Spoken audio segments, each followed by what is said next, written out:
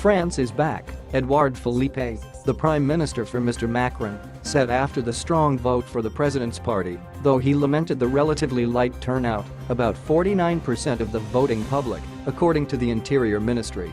Despite the abstention, the message of the French has no ambiguity. For the third consecutive time, millions of you confirmed your attachment to the president of the Republic's project to renew, unite and win back, said Mr. Philippe, whom Mr. Macron brought in from the mainstream, right-leaning Republican Party.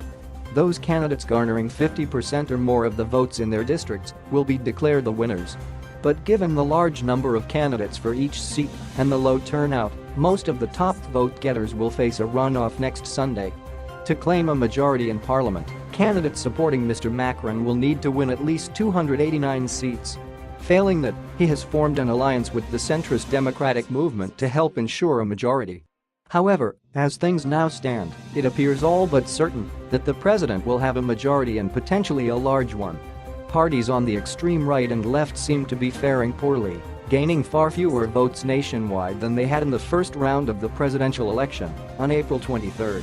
Returns showed that the National Front would take about 13.5% of the vote, while Jean-Luc Mélenchon's leftist France Unbowed party was expected to win just 11%. At the same time, the traditional parties on the left and the right have been weakened, with the socialists looking particularly feeble. Having controlled parliament for the last 5 years, the socialists were expected to win just 7.4% of the vote in the legislative elections this year.